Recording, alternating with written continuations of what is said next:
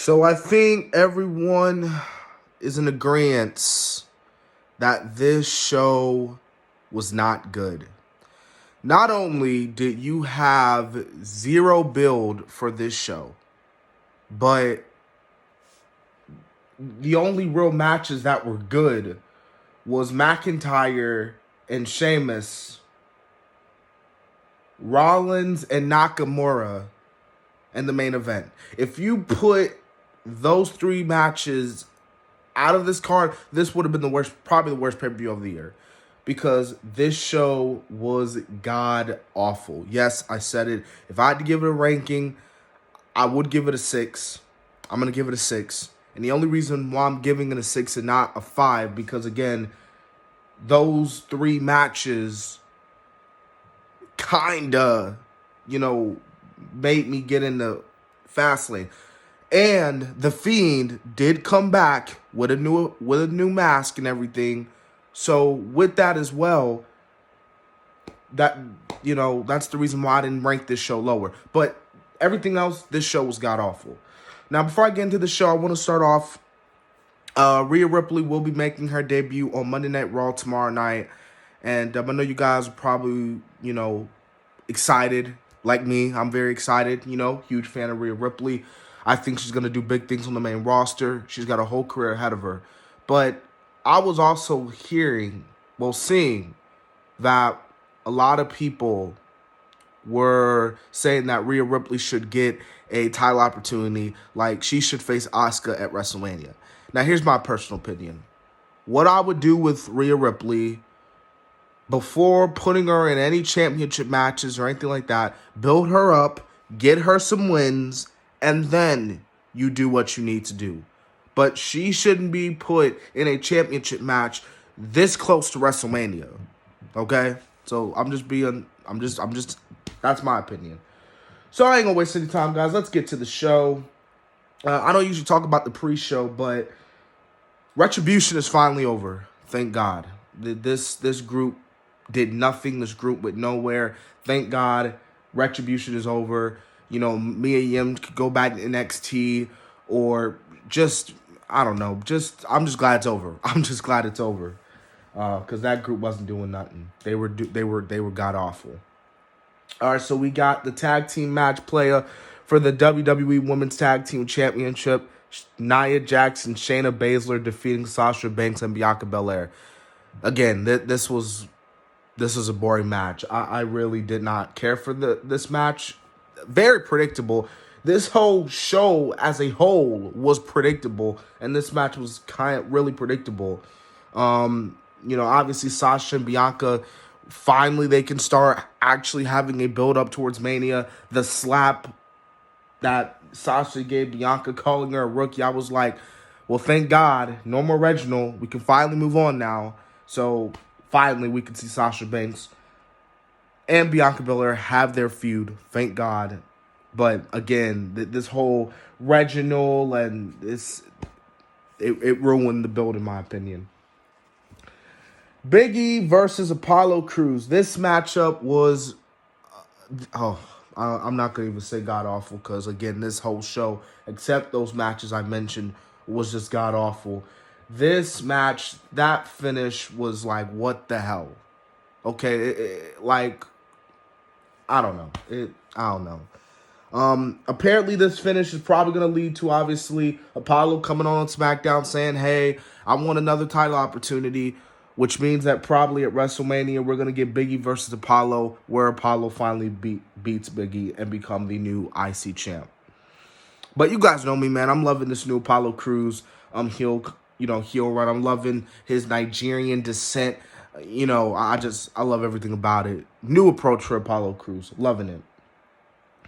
Now, this is what really pisses me off. And this was probably, then we had the intergender match. But this was also the worst match of the show. Strowman versus Elias. This match, pointless. Now, earlier in the night, you had Shane get injured, which means that Sheamus is probably doing this to trick Strowman once again and trick him and to be like, haha, I wasn't injured. I wasn't. But no. which means that we're going to get Strowman versus Shane at Mania, which means we have to deal with another 2 weeks of this bullshit. Seriously, you could have ended the feud tonight, but no, it's just, God, it's just stupid, man. It's stupid. Yeah, it's stupid. Strowman and Sheamus, man. I mean, Strowman and Shane. Probably God. So, Braun just squashes Elias. I'm not going to get into the match. You know what it means. It was a squash match.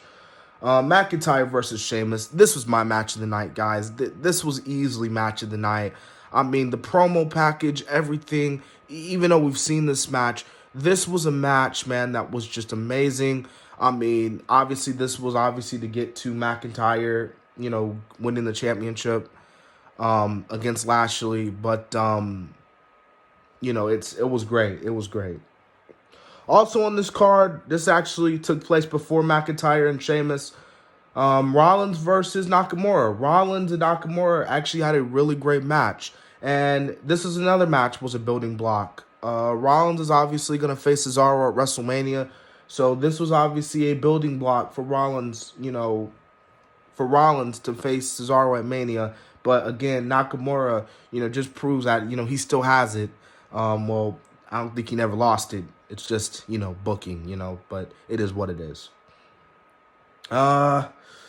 Alexa Bliss versus Randy Orton. Again, I think we can all agree nobody didn't really care about this match until the Fiend. Like, I will admit the Fiend's return was cool. I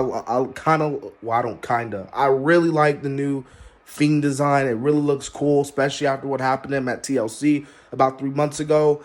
Alexa getting the win. I mean, come on. But the match, holy crap, was this match like weird as F. Okay, it was weird. It was weird. Alexa was just using her supernatural powers. Like, Randy got zero offense in at all. And you guys know how much I'm a huge fan of Randy Orton, but that's besides the point. The point is that this was all going to set up Fiend versus Orton at WrestleMania. So, yeah, be so. Main event, Roman Reigns versus Daniel Bryan. I thought this was a pretty good main event. Roman, I'm telling you guys, there were people that were actually saying that Roman was going to win. Come on. I mean, Daniel was going to win. It's like, come on. Roman winning. Roman is a guy who needs to walk in and walk out of WrestleMania, the Universal Champ. So Roman Reigns, Tribal Chief. Roman Reigns, great at what he does. Killing on SmackDown. And yeah, pretty good main event. Now, like I said, man, this pay-per-view was just, again, god-awful. I'm not going to get into it. Well, I did get into it, but you guys get what I'm saying, man. Like, this, I said it in the predictions. I said it in the problem with WrestleMania that this show should have not happened. This was a predictable pay-per-view. What you should have done, you should have canceled this pay-per-view and go to WrestleMania. But then again, the only reason why they did this pay-per-view was a test run for the Peacock app to see if, for WrestleMania, the Peacock is going to do really good. Because the Peacock, has just been launching. And people have been saying it's good. Other people have been saying it's bad. It's been mixed reviews. I haven't gotten the Peacock app yet. I'm actually going to wait until the deal runs out, on April 4th. And then again, I probably won't get it because I already have it on my Chromecast. But, yeah, man, Fastlane, don't care for it. So, this has been the Kid DC Wrestling. And I will see you guys back on the flip side. And, hey, subscribe to the channel, guys. We're almost there. We're just three. Just three. 3 subscribers away from 100, man. Let's get it. Hopefully we can reach 100 before WrestleMania. That would be really cool. But anyways, like I said before, this has been the Kid DC Wrestling. And so, yeah.